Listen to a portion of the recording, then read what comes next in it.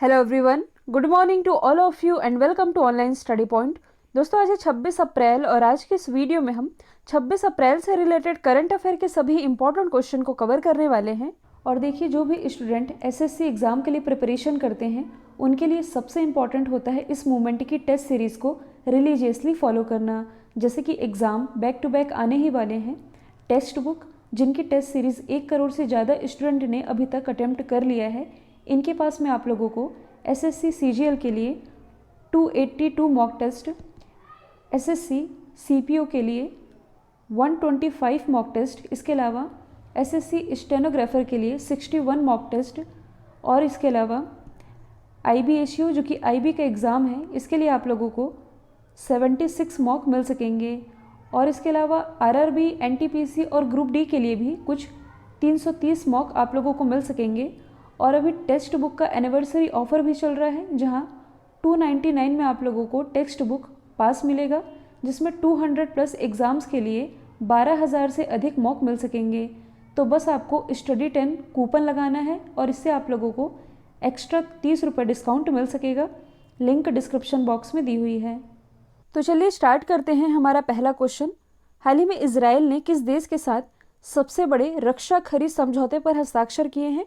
तो हाल ही में जो इजराइल है इसके द्वारा ग्रीस के साथ अब तक के सबसे बड़े इस रक्षा खरीद समझौते पर हस्ताक्षर किए गए हैं, जिसमें कि जो इजरायली रक्षा कॉन्ट्रैक्टर है इसके द्वारा जो ग्रीस की एयरफोर्स है, हेलेनिक एयरफोर्स, इसे ट्रेनिंग दी जाएगी, जिसके लिए एक ट्रेनिंग सेंटर इसकी भी स्थापना की जाएगी जो कि 22 साल की अवधि के लिए स्थापित होनी है। तो दोनों ही देशों के बीच संबंधों को बढ़ावा देने के लिए हाल ही में 1.65 अरब डॉलर का ये समझौता किया गया है इजराइल और ग्रीस के बीच। तो सबसे पहले हम जान लेते हैं ग्रीस के बारे में। ये है ग्रीस जो कि यूरोप महाद्वीप में आता है। इसकी कैपिटल क्या है? तो ये है एथेंस। और एथेंस से आप लोगों को क्या याद आता है? यदि आपसे पूछा जाए कि पहला ओलंपिक यानी कि पहली बार ओलंपिक खेलों का आयोजन कहाँ किया गया था, तो ये इसी एथेंस में किया गया था। कब किया गया था? 1896 में। तो ये तो है यहाँ की कैपिटल। इसकी करेंसी क्या है? ये है यूरो। और कुछ समय पहले ही ग्रीस की पहली महिला राष्ट्रपति भी बनाई गई हैं। इनका नाम क्या है? तो ये है कातेरीना केल्लापाउलो।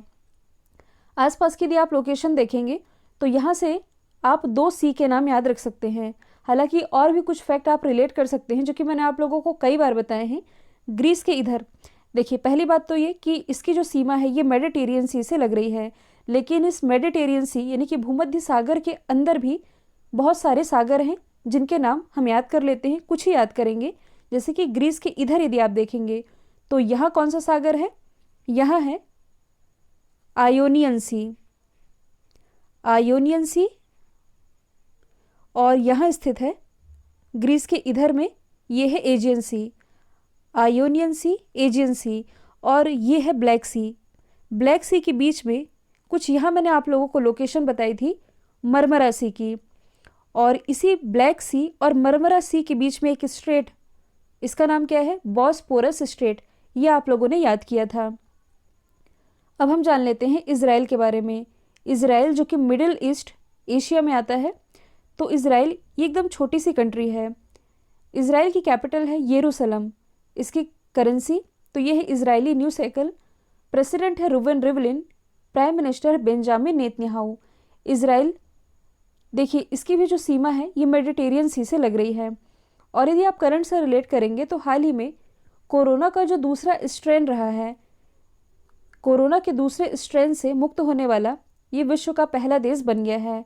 वैसे इजराइल ये ज़्यादा बड़ी कंट्री नहीं है, 96 लाख यानी कि 96 लाख यहाँ की पॉपुलेशन है, जबकि जो ग्रीस की पॉपुलेशन है ये समथिंग 1 करोड़ 7 लाख समथिंग है। अगला क्वेश्चन है, विश्व मौसम विज्ञान संगठन के अनुसार यानी कि WMO के अनुसार ला सोफियर ज्वालामुखी विस्फोट से कौन सी गैस भारत पहुंची है? तो ये जो विस्फोट हुआ है इससे जो सल्फर डाइऑक्साइड है ये भारत पहुंची है। और कहाँ से पहुंची है? तो मैप में यदि आप देखेंगे तो कुछ यहाँ स्थित है एशिया महाद्वीप जहाँ हमारा भारत स्थित है। इसके बाद ये है अफ्रीका, ये है नॉर्थ अमेरिका, मतलब कि इधर नॉर्थ अमेरिका की लोकेशन है, ये है साउथ अमेरिका की लोकेशन। और इन दोनों के बीच में मतलब कि पनामा स्ट्रेट के पास ही इधर जो जगह है ये कहलाती है कैरेबियन आइलैंड जहाँ की वेस्ट इंडीज़ ये सारे देश स्थित हैं, तो यही जो सेंट विंसेंट है यहाँ ये ज्वालामुखी विस्फोट हुआ है। और इस ज्वालामुखी विस्फोट से क्या रिलीज़ हुआ है? Sulphur dioxide. और ये विस्फोट इतना भयंकर रहा है कि इसका जो धुआं है, मतलब कि सल्फर डाइऑक्साइड, ये उड़ते हुए वायुमंडल की जो दूसरी परत है, आप लोगों ने याद किया ही होगा, वायुमंडल की 5 परतें होती हैं। पहली परत है क्षोभ मंडल, जिसे आप ट्रोपोस्फेयर के नाम से जानते हैं। दूसरी परत है समतापमंडल, जिसे आप स्ट्रेटोस्फेयर के नाम से जानते हैं। तो ये जो सल्फर डाइऑक्साइड रही है ये इसी समतापमंडल में जाकर के पहुंच चुकी है। अब इससे भारत क्यों चिंता में है? भारत इसलिए चिंता में है क्योंकि ये जो सल्फर डाइऑक्साइड है ये समतापमंडल में गई है और इसके बाद ये पृथ्वी पर वापस तो आएगी, जैसे कि क्षोभ मंडल होते हुए आएगी। तो क्षोभ मंडल में क्या होते हैं? देखिए 16 किलोमीटर की ऊंचाई तक होता है क्षोभ मंडल। तो ये क्षोभ मंडल के ऊपर पहुंच चुकी है सल्फर डाइऑक्साइड यानी कि SO2। अब ये जब क्षोभ मंडल में आएगी तब क्षोभ मंडल में क्या है? बादल हैं। बादल में क्या होता है? पानी यानी कि H2O। तो ये जब SO2 H2O से मिलेगी तब मिलकर के क्या बनाएगी? H2SO4। H2SO4 जिसे आप सल्फ्यूरिक अम्ल के नाम से जानते हैं। तो ये सल्फ्यूरिक अम्ल बन करके पृथ्वी पर वर्षा करेगी, इसे ही आप अम्लीय वर्षा कहते हैं। अम्लीय वर्षा यानी कि एसिड रेन। हालांकि जब NO2 है, जैसे कि आप लोगों ने क्या समझा, SO2 H2O के साथ मिलकर के H2SO4 बनाएगी, वैसे ही जो NO2 है ये जब H2O से मिलती है तब ये क्या बनाएगी?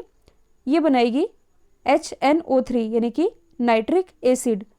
तो नाइट्रिक एसिड और यहाँ सल्फ्यूरिक एसिड। तो इस तरह भारत में अम्लीय वर्षा हो सकती है, इसलिए भारत को इस बात की चिंता है। अगला क्वेश्चन है, इटली ने भारत में अपना पहला मेगा फूड पार्क प्रोजेक्ट कहाँ शुरू किया है? हालांकि ये क्वेश्चन मैंने आप लोगों को पहले भी पढ़ाया था कि इटली के द्वारा भारत में पहला फूड पार्क स्थापित किया जाना है, लेकिन मैंने आप लोगों को ये नहीं बताया था कि कहाँ स्थापित किया जाएगा। तो इसका ये जो प्रोजेक्ट है जो कि शुरू होगा गुजरात में, और ये इसका मतलब कि भारत में इसका पहला मेगा फूड पार्क है, जिससे कि भारत और इटली के जो संबंध है ये मजबूत होंगे। ये पहली इतालवी भारतीय खाद्य परियोजना है और इसका जो मेन पर्पस है ये कृषि और उद्योग के बीच इंटरेक्शन विकसित करना है, साथ ही किसानों को भी लाभ पहुंचाना है। यदि हम बात करें इटली की, जो कि एक यूरोपीय कंट्री है, अभी जो हमने डिस्कस किया था वो था ग्रीस, जिसकी लोकेशन कुछ यहाँ स्थित थी। तो इटली की कैपिटल है रोम। रोम ये टाइबर नदी के किनारे बसा हुआ है। इसी रोम में हेडक्वार्टर स्थित है फूड एंड एग्रीकल्चर ऑर्गेनाइजेशन यानी कि FAO का। अभी हमने इंपॉर्टेंट सी याद रखे थे इसी मेडिटेरियन सी से। अब हम इटली के अगल बगल से 2 और सी के नाम याद रख लेते हैं। इटली के इधर यदि आप देखेंगे तो ये है थ्रेनियन सी, और इधर यदि आप देखेंगे तो ये है एड्रियाटिक सी। एनियन सी, एड्रियाटिक सी अभी जो हमने डिस्कस किया था ये था आयोनियन सी, और इधर हमने डिस्कस किया था एजियन सी। इसके बाद बॉस्पोरस स्ट्रेट, ब्लैक सी, मरमरा सी, ये सब आप लोगों को याद हो चुकी है। तो यहाँ से आप लोगों का जियोग्राफी भी मजबूत हो रहा है, इसे आप ध्यान से पढ़ते चलिएगा। अगला क्वेश्चन है, हाल ही में किस देश ने अगले 3 महीने के लिए आपातकाल की घोषणा की है? तो ऐसी घोषणा भी हाल ही में जापान के द्वारा की गई है। पूरे विश्व में कोरोना के जिस हिसाब से संक्रमण फैल रहा है उसे देखते हुए जो जापान है इसके द्वारा अगले 3 महीने के लिए आपातकाल लगा दिया गया है। जापान जो कि एशिया महाद्वीप का ही एक देश है, इसकी कैपिटल है टोक्यो, जो कि होन्शु द्वीप पर स्थित है। 4 द्वीप है, होन्शु, क्यूशु, शिकोकू और हकाइडो। कैपिटल है इसकी टोक्यो, करेंसी है येन। यहाँ के प्राइम मिनिस्टर कौन है? ये है योशिहिदे सुगा, जो कि भारत की यात्रा पर आने वाले थे, लेकिन कोरोना के बढ़ते इस संक्रमण को देखते हुए इन्होंने अपना भारत दौरा रद्द कर दिया है। आप और क्या रिलेट कर सकते हैं? तो मैंने आप लोगों को यहाँ से 2 स्थानों के नाम याद करवाए थे। कौन कौन से हैं? हिरोशिमा, जहाँ USA के द्वारा परमाणु बम लिटिल बॉय गिराया गया था, जबकि नागासाकी में इसी USA के द्वारा परमाणु बम जिसका नाम है फैट मैन ये गिराया गया था। हिरोशिमा पर यह आक्रमण हुआ था 6 अगस्त 1945 में। इसके 3 दिन बाद मतलब कि 9 अगस्त 1945 में ये आक्रमण हुआ नागासाकी पर। हाल ही में विश्व का सबसे शक्तिशाली सुपर कंप्यूटर ये बना है फुकागू, जो कि जापान का ही कंप्यूटर है। हेनले पासपोर्ट इंडेक्स 2021 जारी किया गया है, जिसमें जापान टॉप पर है। इंडिया की रैंकिंग 84 है। हाल ही में किल कोरोना अभियान की शुरुआत किस राज्य ने की है? तो इसकी शुरुआत अभी हाल ही में मध्य प्रदेश गवर्नमेंट के द्वारा की गई है। अब आप लोग ये सोच रहे होंगे कि यही योजना मतलब कि यही अभियान तो मैंने आप लोगों को लास्ट ईयर भी बताया था। तो देखिए, किल कोरोना अभियान, इसकी शुरुआत तो मध्य प्रदेश गवर्नमेंट के द्वारा पिछले ही साल की जा चुकी थी, लेकिन हाल ही में इसके दूसरे चरण की शुरुआत ये की है मध्य प्रदेश गवर्नमेंट ने। क्यों की है, रीज़न आप सभी को पता ही है। मध्य प्रदेश में भी कोरोना के केसेस कम नहीं हैं, लगातार बढ़ते भी जा रहे हैं, और इसी की समस्या से निजात पाने के लिए साथ ही सरकार ने इस योजना के तहत योग से निरोग कार्यक्रम भी शुरू किया है। और इसका जो मेन पर्पस है ये है कि जो कोविड पेशेंट है इन्हें फिजिकली और मेंटली ये स्ट्रॉन्ग किया जा सके। तो यदि हम बात करें मध्य प्रदेश की, इसकी राजधानी है भोपाल, मुख्यमंत्री शिवराज सिंह चौहान, राज्यपाल है आनंदीबेन पटेल, मुख्य न्यायाधीश है जस्टिस मोहम्मद रफ़ीक, लोकसभा सीटें आती हैं 29, राज्यसभा सीटों की संख्या है 11। भारत में सबसे ज़्यादा नेशनल पार्क ये मध्य प्रदेश में ही है। इंपॉर्टेंट है कान्हा, बांधवगढ़, सतपुड़ा, वन विहार, माधव और पेंच राष्ट्रीय उद्यान, जिसमें कि जो बांधवगढ़ टाइगर रिजर्व है यह भी हाल ही में हॉट एयर बलून की सर्विस शुरू की गई, और ऐसा करने वाला ये भारत का पहला टाइगर रिजर्व बना था। यदि आप करंट से रिलेट करेंगे तो हाल ही में मध्य प्रदेश के पास ही स्थित है भीमबेटका, जो कि यूनेस्को के वर्ल्ड हेरिटेज साइट में शामिल है। इसे 2003 में शामिल किया गया था, और इसी भीमबेटका में हाल ही में विश्व के सबसे प्राचीनतम जानवर का जीवाश्म खोजा गया है, जिसका नाम क्या है, इसका नाम है डिंकेसोनिया। अगला क्वेश्चन है, हाल ही में विश्व मलेरिया दिवस ये कब मनाया गया, यानी कि वर्ल्ड मलेरिया डे, तो ये भी हाल ही में मनाया गया है 25 अप्रैल को।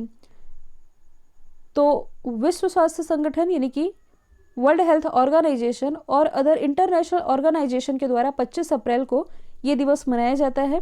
और इस बार जो ये दिवस मनाया गया इसकी थीम थी शून्य मलेरिया लक्ष्य तक पहुंचना। अच्छा, एक क्वेश्चन एग्जाम में पूछा भी गया है कि भारत में मलेरिया मुक्ति का लक्ष्य कब तक रखा गया है, कि भारत कब तक मलेरिया को जड़ से खत्म कर देगा। तो भारत के द्वारा मलेरिया से मुक्त होने का टारगेट ये 2030 रखा गया है, जबकि भारत में टीबी से मुक्त होने का लक्ष्य ये रखा गया है 2025 तक। तो दोनों में आप कंफ्यूज नहीं होइएगा। ये जो मलेरिया है ये प्लाज्मोडियम परजीवी के कारण होता है। मादा एनफिलीज मच्छर के काटने से ये जो बीमारी है ये इंसानों में फैलती है। एक डेटा के अनुसार भारत में हर साल करीब 3 लाख से अधिक मौतें ये मलेरिया के कारण हो जाती है। अदर ऑप्शन की यदि हम बात करें तो 24 अप्रैल को राष्ट्रीय पंचायती राज दिवस मनाया गया है, 22 अप्रैल को विश्व पृथ्वी दिवस और 21 अप्रैल को लोक सेवा दिवस मनाया गया है। अगला क्वेश्चन है, किस कंपनी के सह संस्थापक और पीडीएफ डेवलपर चार्ल्स गेशेक इनका निधन हुआ। तो ये को फाउंडर थे एडोब के। साथ ही जो आप लोग पीडीएफ पढ़ते हैं, पीडीएफ की फुल फॉर्म होती है पोर्टेबल डॉक्यूमेंट फॉर्मेट, तो इस तकनीक का भी विकास इन्होंने ही किया था, और हाल ही में 81 वर्ष की आयु में इनका निधन हो गया है। यदि हम बात करें एडोब की, जो कि एक अमेरिकी बहुराष्ट्रीय सॉफ्टवेयर कंपनी है, इसकी स्थापना 1982 में हुई थी। हेडक्वार्टर कैलिफोर्निया यूएसए में है, और इसके जो सीईओ हैं ये हैं भारतीय मूल के शांतनु नारायण। देखिए, विश्व की जितनी भी दिग्गज कंपनियां हैं, मतलब कि सभी के तो नहीं लेकिन मोस्टली जो कि फेमस हैं, इनके जो सीईओ हैं ये भारतीय मूल के ही हैं। जैसे कि एडोब के सीईओ ये हैं शांतनु नारायण। वैसे ही आईबीएम यानी कि इंटरनेशनल बिजनेस मशीन, इसके सीईओ लास्ट ईयर ही बनाए गए हैं भारतीय मूल के अरविंद कृष्णा। वैसे ही जो माइक्रोसॉफ्ट है, माइक्रोसॉफ्ट के जो सीईओ हैं इनका नाम क्या है, सत्या नडेला। और गूगल के सीईओ हैं भारतीय मूल के सुंदर पिचई। तो ये सभी के नाम आप याद रख सकते हैं। अगला क्वेश्चन है, रिजर्व बैंक ऑफ इंडिया ने किसकी अध्यक्षता में कंपनियों के कामकाज की समीक्षा करने के लिए, मतलब कि एक तरह की निगरानी रखने के लिए किस समिति का गठन किया है। तो इसका गठन अभी हाल ही में सुदर्शन सेन की अध्यक्षता में किया गया है। और हाल ही में जो आरबीआई है इसने देश में जो एआरसी है, एआरसी यानी कि एसेट रिकंस्ट्रक्शन कंपनी, इनके बारे में अध्ययन करने के लिए, एक तरह की समीक्षा करने के लिए एक समिति गठित की है। किसकी अध्यक्षता में, इनका नाम है सुदर्शन सेन। यदि हम बात करें आरबीआई की, तो इसकी जो स्थापना है ये हिल्टन यंग कमीशन की सिफारिश पर की गई थी। एग्जाम में कई बार पूछा जाता है कब की गई थी, 1 अप्रैल 1935 में, जबकि इसका राष्ट्रीयकरण 1949 में हुआ था।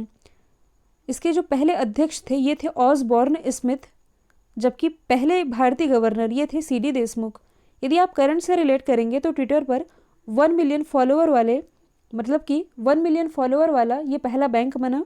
साथ ही इसने अभी हाल ही में भारत में कैशलेस लेन देन में वृद्धि को मापने के लिए डिजिटल पेमेंट इंडेक्स यानी कि डिजिटल भुगतान सूचकांक ये भी जारी किया है। यहाँ यदि हम कुछ इंपॉर्टेंट समितियों के बारे में डिस्कस करें जो कि कई बार एग्जाम का पार्ट बन भी चुकी है। यदि हम बात करें के कस्तूरी रंगन समिति की तो ये रिलेटेड है न्यू एजुकेशन पॉलिसी से। उर्जित पटेल समिति ये रिलेटेड है MPC से यानी कि मॉनेटरी पॉलिसी कमेटी, जो कि अभी चर्चे में रही है, जिसने कि भारत में जो महंगाई दर है ये कितनी निश्चित की है 4% यानी कि +-2, जो कि मैंने आप लोगों को बताया भी था। अच्छा, विजय केलकर समिति ये किससे रिलेटेड है? ये GST से रिलेटेड है। अगला क्वेश्चन है उत्तराखंड में किस झील के किनारे एक वाटर स्पोर्ट्स और एडवेंचर इंस्टीट्यूट का उद्घाटन हुआ है? तो इसका उद्घाटन अभी हाल ही में उत्तराखंड के टिहरी झील में किया गया है। किसके द्वारा किया गया है? इंडो तिब्बत बॉर्डर पुलिस के द्वारा। और इसका जो उद्घाटन है ये यहाँ के मुख्यमंत्री तीरथ सिंह रावत और खेल मंत्री किरण रिजिजू जी के द्वारा किया गया है। तो इसमें एयर, वाटर और लैंड से रिलेटेड जितने भी खेल हैं और जो भी एडवेंचरस एक्टिविटी हैं, इसमें ट्रेनिंग देने के लिए इस इंस्टीट्यूट की स्थापना की गई है। कहाँ की गई है? उत्तराखंड के टिहरी झील में। यदि हम अदर झीलों की बात करें जो कि एग्जाम में पूछी जाती है, चिल्का झील जो कि स्थित है ओडिशा में, और ये भारत में सबसे खारे पानी की झील है। जबकि भारत में सबसे मीठे पानी की झील ये है वुलर झील, और ये कहाँ स्थित है? जम्मू कश्मीर में। अच्छा, सोकार झील ये भी चर्चे में रही है, ये कहाँ स्थित है?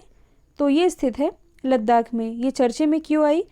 तो भारत में रामसर साइट की संख्या कितनी है? अभी है 42, और हाल ही में भारत का ये जो 42वां रामसर स्थल बना है ये बना है लद्दाख का सोकार झील, इसलिए इसे आप याद रखेंगे। अगला क्वेश्चन है न्यायमूर्ति NV रमना को भारत के 48वें मुख्य न्यायाधीश के रूप में किसने शपथ दिलाई है? तो इन्हें भी हाल ही में भारत के जो प्रेसिडेंट है रामनाथ कोविंद जी, इनके द्वारा शपथ दिलाई गई है। क्योंकि भारत के जो मुख्य न्यायाधीश होते हैं इन्हें शपथ भारत के प्रेसिडेंट ही दिलाते हैं। अभी सुप्रीम कोर्ट में जो न्याय व्यवस्था है ये 33+1 पर आधारित है, यानी कि एक तो मुख्य न्यायाधीश और 33 अन्य न्यायाधीश होते हैं। कई बार एग्जाम में पूछा जाता है कि मौलिक अधिकारों का संरक्षक ये किसे कहते हैं, मतलब कि मौलिक अधिकारों का संरक्षक कौन होता है? तो ये होता है सर्वोच्च न्यायालय। लेकिन यदि पूछा जाए कि मौलिक अधिकारों का अभिरक्षक ये कौन होता है, तो ये होते हैं भारत के राष्ट्रपति। तो दोनों ही आप याद रखेंगे। कल जो मैंने आप लोगों से सवाल पूछा था इसका राइट आंसर था इजराइल। अब आप लोगों के लिए आज का सवाल है हाल ही में किस देश ने खुद का अंतरिक्ष स्टेशन बनाने की योजना बनाई है? तो इसका जो भी आंसर है कमेंट बॉक्स में बताइएगा। वीडियो यदि पसंद आया है तो लाइक कीजिए, शेयर कीजिए और चैनल को सब्सक्राइब करना बिल्कुल मत भूलिएगा। तो आज के लिए इतना ही। Thank you so much.